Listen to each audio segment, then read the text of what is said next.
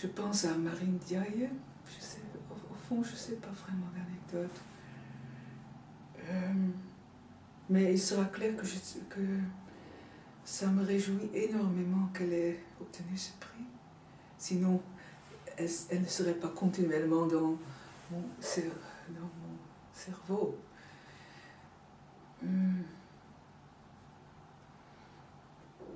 Pour le moment, je ne sais pas.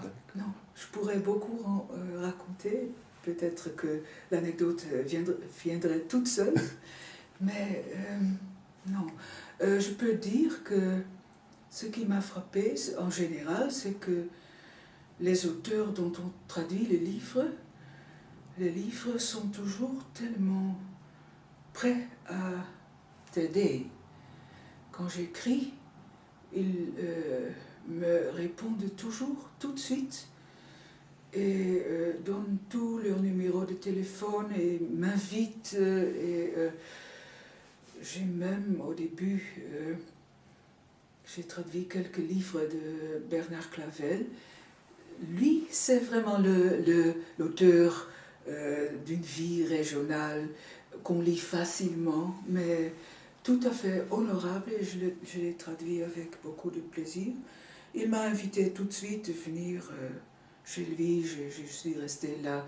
Il déménage souvent, donc de la sorte, j'ai aussi vu quelque chose en Europe. Même chose pour Anne-Philippe, qui était aussi très hospitalière, que j'ai... Un seul auteur ne m'a jamais répondu, même je lui ai écrit plusieurs fois. Je n'ai pas compris, à vrai dire. Est-ce que je dois dire non? Je ne vais pas dire le nom, au fond. Parce que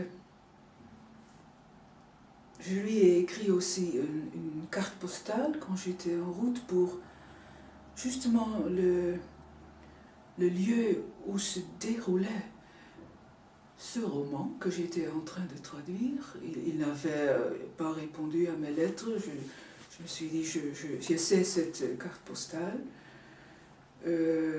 C'était en Allemagne, c'était tout de même pour lui un lieu dont il écrit toujours. Et il ne m'a encore pas répondu. Mais dans le train, il y avait une autre personne qui était en train de lire ce livre. Ça, c'était tout de même un hasard. Et qui, apparemment, voyageait vers le même lieu que moi.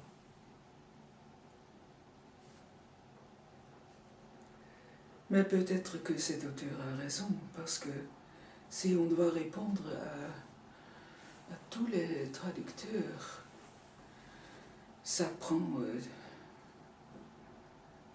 beaucoup de temps. C'est ce que Littell a fait. Jonathan Littell, qui déteste plus ou moins, ou qui évite en tout cas les journalistes, mais qui a toujours aussi répondu tout de suite à toutes nos questions. Et nous sommes allés le voir à Barcelone.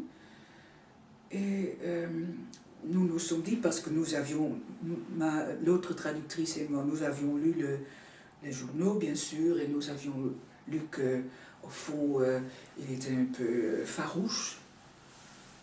Et nous nous étions dit, si nous n'avons qu'un seul entretien, ce sera déjà beaucoup pour un auteur tellement isolé, qui ne veut rien savoir de...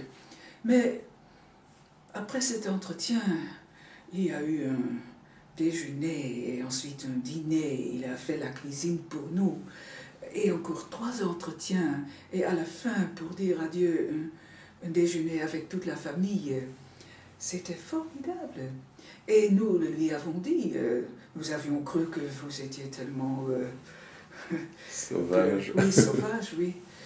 Et il a dit, mais je le suis pour les journalistes, mais pas pour mes traducteurs. Et ça, je l'ai apprécié énormément. Bien sûr, il voyait l'importance d'une bonne traduction, mais les Pays-Bas, eh bien, c'est pas l'Amérique.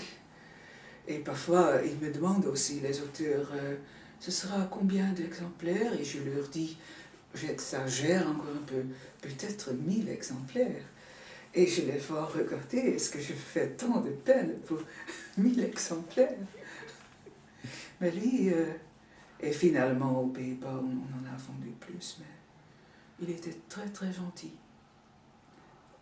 Toujours répondu tout de suite à toutes nos questions, comme s'il les attendait. D'accord.